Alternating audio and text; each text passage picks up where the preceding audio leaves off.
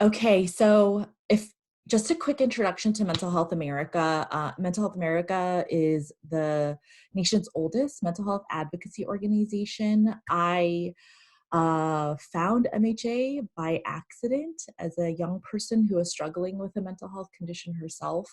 And I will say that I just feel incredibly lucky to have come to work at MHA as an organization. Our history is founded on supporting the rights of people who live with mental health conditions. And the first time I struggled with a mental health condition was early, 11 years old. Sometimes I think back as an adult and I'm just like, man, what is it like?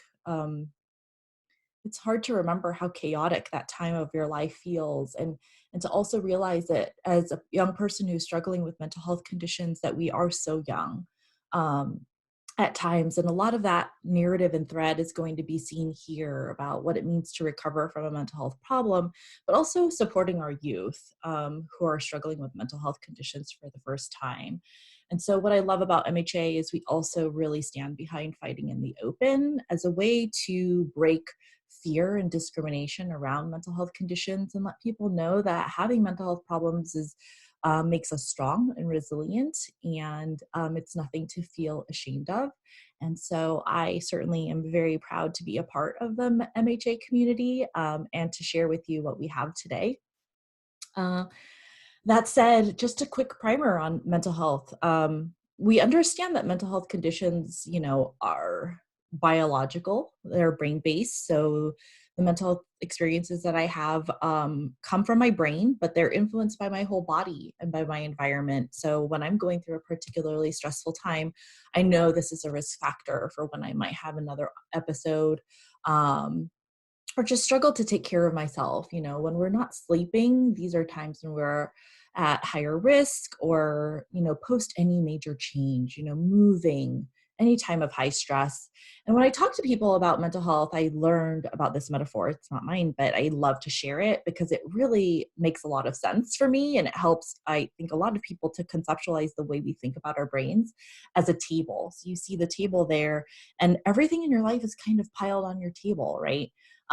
Your natural predisposition, your current grief, all of these things are on your table, and they weigh you down. But your brain is the table. Your brain is made up of material. It also has legs. I talk about the legs being symbolic of the things that make us strong.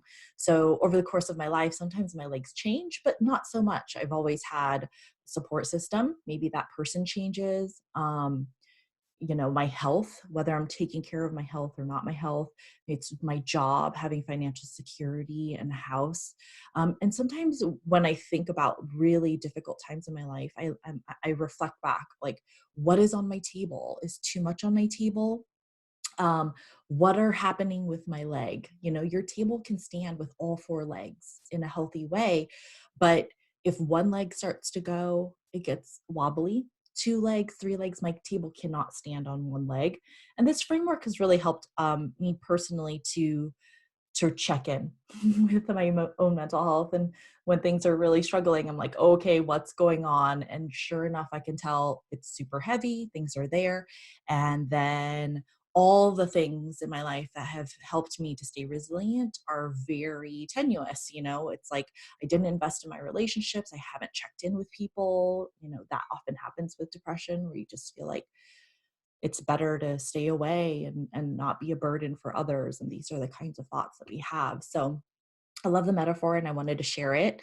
Um, that said, I think it's also interesting from a research perspective that at MHA, we're really starting to change the way we think about mental health. So not only do you have mental health conditions like you'll see with depression and anxiety and psychosis and schizophrenia, but to really understand and have knowledge as power for your brain is to think about the way that your brain functions. What does my brain help me do? My brain helps me sleep. It helps me perceive senses, right? I'm able to smell, see things, or sometimes my eyes play tricks on me. And I'm like, I don't understand what I'm seeing. Maybe what I'm seeing is not real. I feel threats. And this is very true for people with anxiety or trauma. It's like, the world seems threatening, and my threat perception has been off. rewards are very much tied to depression. Do I feel a reward when I am spending time with my family or doing things that I should have joy in? And sometimes depression robs you from that reward system. And certainly for all mental health conditions, we see trouble thinking and talking and writing and being able to relate socially with our friends. Um, and so this is the way our brain works, right? Um, as a philosophy at MHA, I think we've been very frustrated with seeing the way that the system works. We're trapped in what we call stage 4 thinking. And so we hope for a world where our mental health system of care, our healthcare system, thinks about helping mental health early instead of waiting for people in our community to become so sick that the police are called or that we are taken to a hospital, right? We know that this doesn't have to happen. We should not be waiting like we do. We don't do this with any other health condition. For diabetes, for example, we've had a better healthcare system to help educate people about what it means to develop diabetes over time. And we need to do that same process for mental health. We need to move to stage 1. We need to move towards critical thinking about overall wellness and prevention and early intervention for people. And mental health screening is a big part of what we hope that this process can do for our communities. So when we start thinking about how to help people at the earliest stages, going back to what happens when someone today, given technology, starts to think about their mental health problems for the first time. And generally when this happens, just like anything else that we have, we're on the internet and something happens and you start to look up information. And the information that you type up tells you a lot about the state of your mind. And when we started to look at our analysis from our data, people were typing, am I stressed or am I depressed? And they were also looking for depression tools and tests, but people were also in incredible distress. So our young people would say things as extreme as, I want to die, or I don't know what to do, or my mind is playing tricks on me, and experiencing incredible challenges.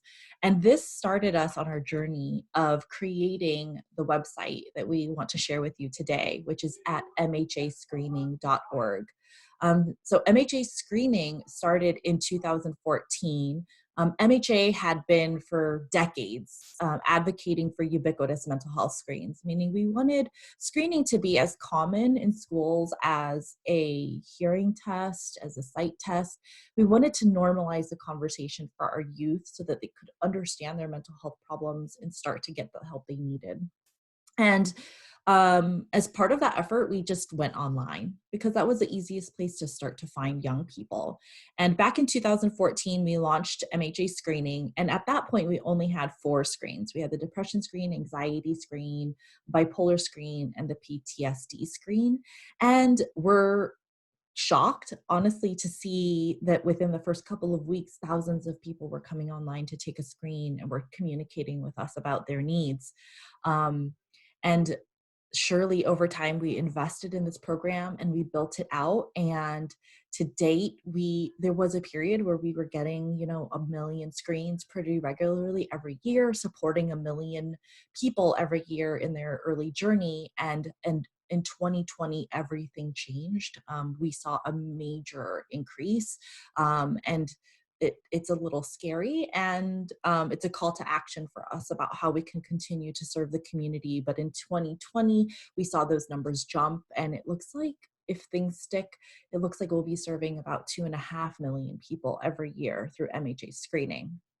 And so today we have additional screens to explore young people, youth screens, and a mirroring parent screen. We screen for alcohol and substance use. We screen for psychosis, eating disorders, and we just added a perinatal depression screen to explore supports for our new and expecting mothers. And so in terms of understanding screening, what we know from the science is that when someone takes a screen, screening itself is inherently a benefit, right? And we see this for people who talk about, oh, this is the first thing I did before I went to go get help. A lot of people talk about screening as the first step, especially because it's anonymous and it's online. But when you take a screen, even in a clinical setting, people who do take a screen appear to be more attuned to their symptoms. We don't focus enough on education, but by taking a screen, you go, oh, it's asking me about psychosis. This is what psychosis includes. It's asking me about depression. This is what depression includes. So people are more attuned to their symptoms and to say with each of their conditions, like, this is what I experienced. This is how I'm able to parse this out as I begin my journey to understand not just what I have, but how I work with a provider to get a diagnosis, think about treatment and supports that help me. And so being aware of your own personal experiences and those symptoms is a huge first step, right? And sometimes often one that we gloss over. So we know that people who screen are more knowledgeable about their symptoms. They're then more knowledgeable about their health. As in the beginning stages, we're all trying to make sense of what's happening, and knowing your symptoms and being able to communicate what you need as part of that, because you recognize that the symptoms you have are tied to an illness that you have and not, a fault that we have. I think that's honestly something that we experience in society too. People early on in these stages of their mental health problems feel guilt. It's like, did I do this to myself? Is this something that is happening to me because I'm a bad person? Versus understanding that it's not that at all. It's not your fault that anything happened. This is an experience that happens in our brain, like an illness, much like any other illness. And there are many things that we could not do to prevent the onset of a mental health condition. But we can see for people in this early stage, they're wrestling with these personal experiences of shame and guilt related to a mental illness. And so these early stages are the time to really harness and help people navigate that process and come on the other side ready and able to accept treatment and supports. And so, being able to recognize improvements early on, it's like if I know that my depression impacts my sleep and it impacts my relationships, how am I going to develop the elements of what we hear, for example, in a RAP plan, a wellness recovery action plan, to think about my symptoms and start to communicate my needs in order to be well. And then certainly like that, being aware of relapse. It's like, I can think back to the screens I've taken and I know, I'm starting to learn and try and understand how my illness presents itself and how it's going to show itself in its early stages or its deep stages, like where if I'm not paying attention to what's happening to me in a relapse, then I rely on others in my life, my partner, my husband, my friends, to kind of come in and say, hey, you know what, like, I think something's up and we need to evaluate. And hopefully I have the ears that are open to listen and hear that they're concerned. Um, and so this is what we know about screening, right? Um, for MHA Screening Basics, just for anybody who's interested in sharing this resource, it is free and it for anyone to use at MHA Screening. So if you have a website or something and you want to link it or you want to share it, we don't charge people to use or take screenings or to obtain any of the resources at the end of screening. And so please feel free to take the link and share it however you want. For users, it's all free. It is anonymous, which increases the likelihood that people will be honest. And I'm going to show you some data from screening. And we thought this was very interesting because we saw higher rates of endorsing suicidal ideation or thoughts of death, for example, among screeners than researchers had seen in a clinical setting. And that made a lot of sense, right? From us as users and people who have lived through mental health conditions, we often struggled with thoughts of death or negative thoughts that we didn't feel comfortable sharing with individuals, or choosing to lie on a screening tool in a clinical setting because you were afraid of what that meant in your relationship with your doctor is a very normal experience. What we love about screening is it's fully anonymous. And so people can just be honest and they can play with it. So we do see people play around. They take multiple screens. Sometimes they take the same screen 2 times just to say, you know what? I'm not sure, did I answer this that I feel it very severely? Does this change my result? And what this screening process does is it helps to decrease that ambivalence we feel. I think early on we do want to play around a lot. I'm like, I'm going to change this answer and see if it changes the way my screening result is. And then when it doesn't, it's really an eye opener, right? It's a moment where you have to reflect and say, you know what, I tried to play and the screening tool is telling me that the results are real and they're there, and no amount of playing around with it changes that result. And that does something in our hearts and our minds about where we're at in that day. Following a screening, people are able to print, email, and save results. They're able to learn more and get resources, and I will share what resources we've started to gather and whatnot. And then we do provide them opportunities to get connected to others and get specific kinds of supports. And then as part of our program as a whole, we do partner with organizations or researchers to understand how to better serve individuals through screening, and also understand how to interpret the data that we have. And so I do have a question. How do you ensure follow-up for people when their responses show risk? Do they get flagged and contacted at least if they screening reveals something like high suicide? So because it's anonymous and free, what we've built into the system are flags. So if I answer, for example, that I have high suicidal ideation, a box comes up and just says, hey, we noticed that you answered the questions that you're really thinking about suicide. Here are resources. And we've partnered with the Crisis Text Line and the National Suicide Prevention Lifeline to see how many people click through and obtain support and move that direction, versus I'm endorsing suicidal thoughts and these are thoughts that I've had for a long time, but I don't feel like I'm at imminent risk or need to talk to somebody, but it's part of my depression and I've never been able to talk about that with anyone. And as part of our screening data, we absolutely saw that. I'm going to get to that, right? I think that's something that was very interesting from a learning perspective about people's early recovery processes. We don't call people, but people are able to contact us. So we do leave that option available for individuals if they feel like they want to reach out. Feel free to ask any questions if you would like to as well. I will answer them either during or also after at the Q&A section. So how are people using screening? I think young people are finding it online, just like I said, when they look up on the internet, am I stressed or depressed, or depression test, they will find MHA screening. So most of our searches and most of our traffic comes from organic searchers online. But we do know that we're partnering with teachers and school systems to provide screening as part of school, and teachers will incorporate it as part of their health curriculum. And we're so excited to see this happen, because this is part of the bigger prevention and early intervention goal, right? Is to teach young people about these tools and resources early on. And the screening program is best done when incorporated as part of a health curriculum, so that you can normalize the conversation about mental health and talk to youth about it. Then you can use the tool in the class to have students go on, play with it. And oftentimes what this does, it also creates an environment where that teacher is trusted and they are able to have a conversation with that young person who might come to them and say, wow, I took that screen and I realize something is going on, and then receive that support from a teacher to take the next steps that they might need, which is really amazing. We've seen and talked to some of the health professionals, health teachers who kind of done this in their classes, and we love that model. We have nonprofits who provide supports in their community. They'll provide online screens or in-person screens on tablets at wellness fairs. And again, the goal is really to just change the conversation and give people a space to have that discussion. Friends share it with friends. So we see this on social media.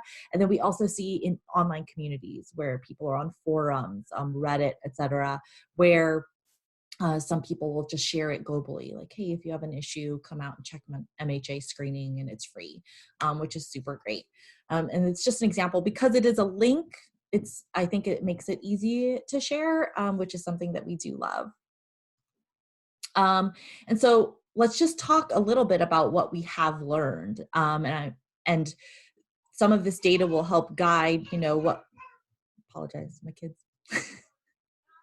So from MHA screening since 2014, what we do see from our data is that screeners are primarily female. 74% are female.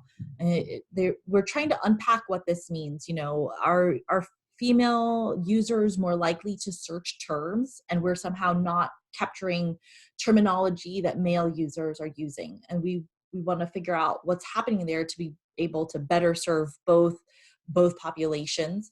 Our population skews very young. Kim asked what age range is available for the youth screen. The youth screen does go fairly young in terms of if you are able to read, you can take the screen and it is validated for that. But most of our youth are in middle school, which is consistent with what we understand about brains. Which I'll go into, but 84% are under the age of 35, 30% are under the age of 18. More people screen for depression, and when you come in and you take a screen, you do screen positive, which is consistent because most of the people know something is going on and they'll say, maybe I should go online to explore something. So they're not coming on just to learn per se, right? We do capture a number of help-seeking individuals who are already currently struggling with mental health problems. 36% of our screeners identify as a racial or ethnic minority, but our population does match census, both in geography, so larger number of screens coming from cities, but we do have enough data to have some understanding about rural communities, all 50 states, and also 8% come globally. And so, you know, trying to unpack this data and try and make sense of it is useful to think about a population health approach that we at MHA can do to support people. And so when I say that most of our screeners are young, for us, this is not a surprise. So from research in mental illness, we know that mental illness starts early. 50% of Americans will experience a diagnosable mental health condition sometime in their life. And for half of those people, that condition will develop by the age of 14. And this is very consistent with what we see in our data. Many of our youth who take a screening are in middle school themselves and very young. And so we know that many of them are asking questions like, I'm struggling with this and I don't know how to tell my parents about this. I don't even know what this means. Our screening data reflects that by age, right? So we do, for most screens, collect data from 11 to 17, all the way up to 65 plus. And we do see that among our younger cohorts, our younger students, those are the individuals who are experiencing more severe symptoms. And this is not surprising in some ways, because as you track older, we do see that our older screeners do report that they're starting to get into treatment. But that delay in treatment is consistent with science as well. We know that for most people, you can wait up to 10 years before starting treatment for depression or anxiety and for psychosis. Even when my kids are hearing voices, seeing things, ghosts, shadows, it can take them up to 2 years from the time that they start during puberty to experience symptoms to finally say something to someone, or that the symptoms get bad enough that somebody in their life catches the problem. And what we want to do as part of our program is shorten that time. Like, should it take 2 years when a young person is experiencing hallucinations to get care? Should it take 10 years? We don't think so. We want that to happen much earlier. And so that means finding treatments that are available to young people, educating young people about what's available, and giving them the opportunity to seek that care is really huge. I mentioned suicide and that there were questions that came up around suicide risk, and it is a serious concern for us. Probably one of the data points that were most alarming, because we knew that it was a problem. Personally, as staff members, we experienced these kinds of thoughts. But when it was reflected in the data, it was like validation. You know, you look at this data and you say, we cannot ignore these problems. And so you can see that as people got older, our screeners got older, saying that I think about death or suicide or self-harm every day decreased, probably with treatment. But among our 11 to 17-year-old screeners, there's a 50% chance that our 11 to 17-year-olds were saying that more than half the day and nearly every day, I think about death or self-harm and suicide.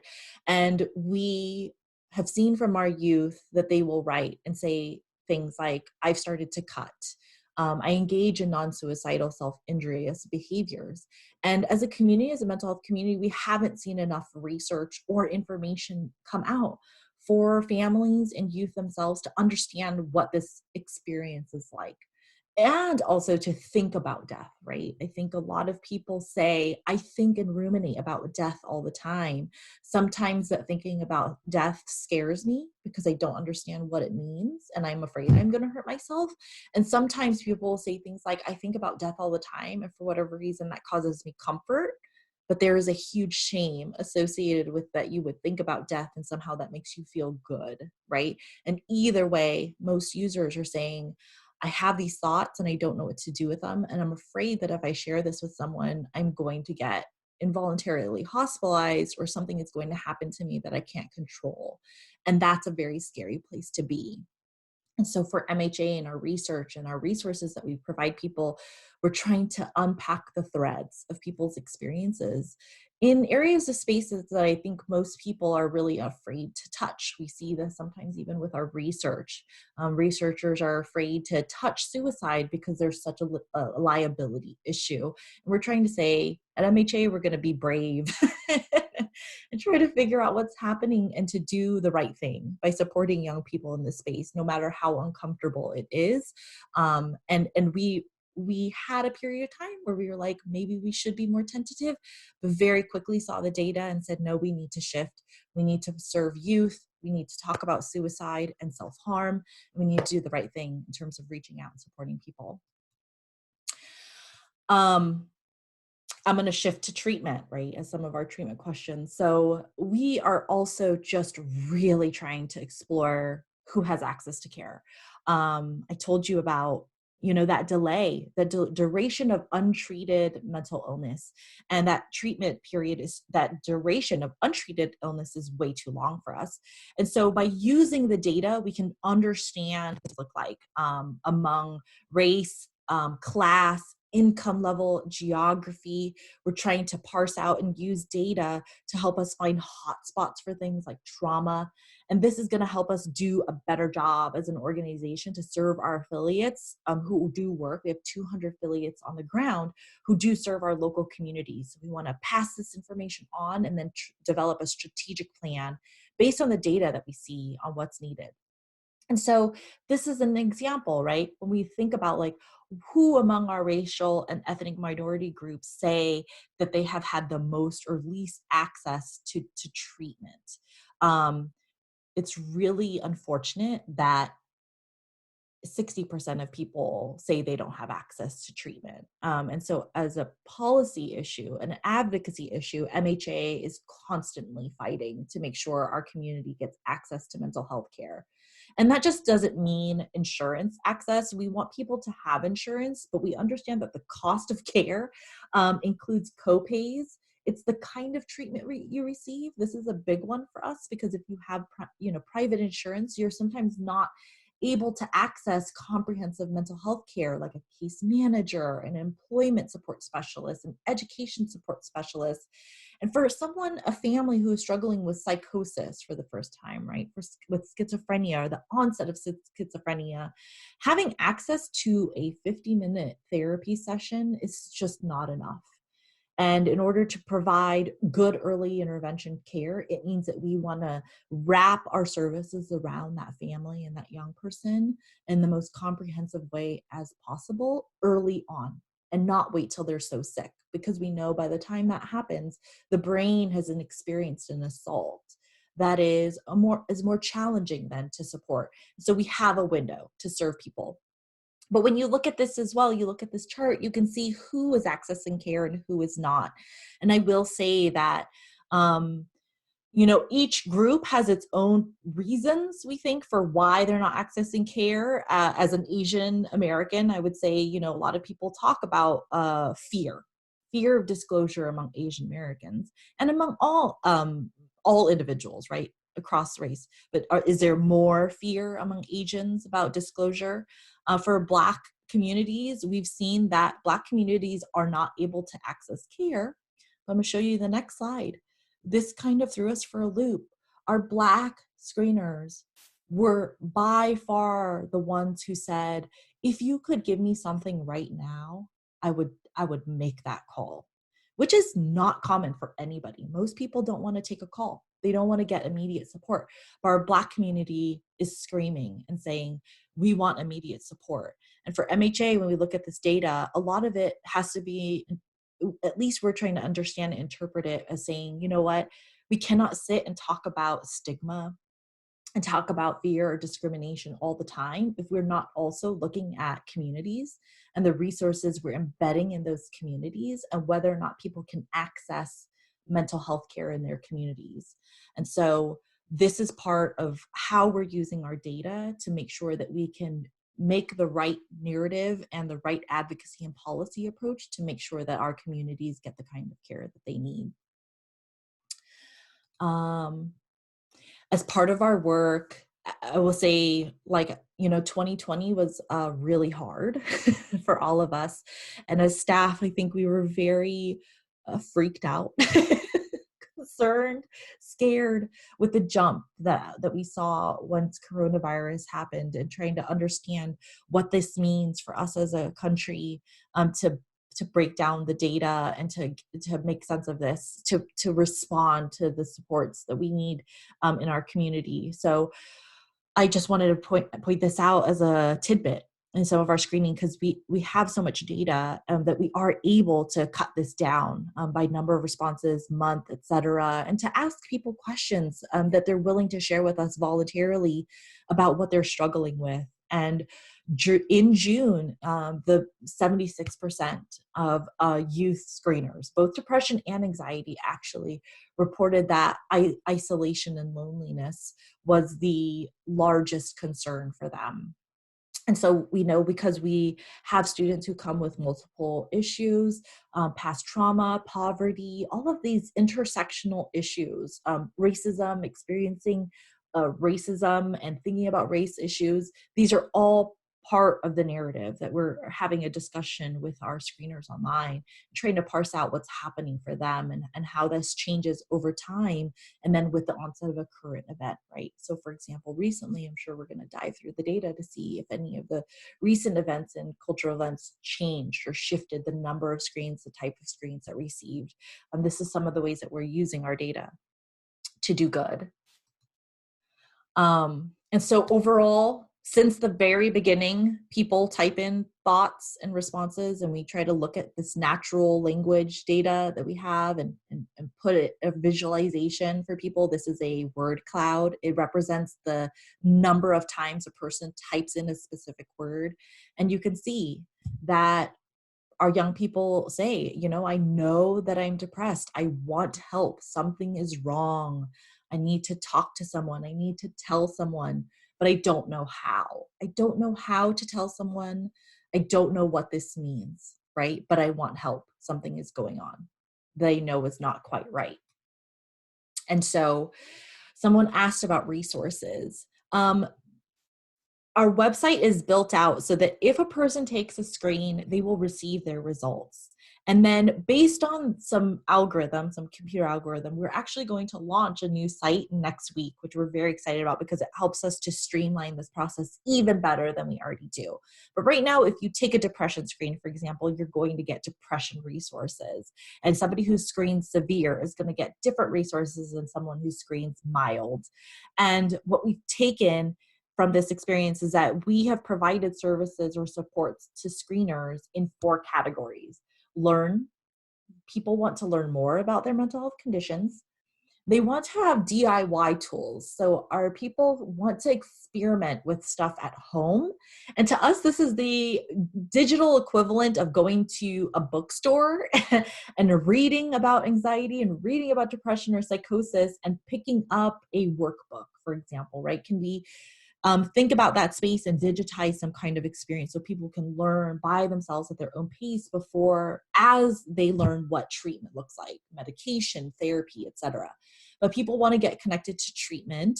So we do provide ways that people can learn about different treatments, learn about medications, and also connect to treatment.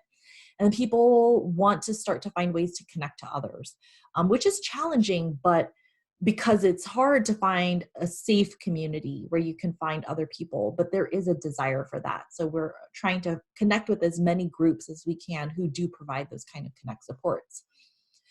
As part of that too, I want to show that what we've kind of done is taken the language that our screeners use.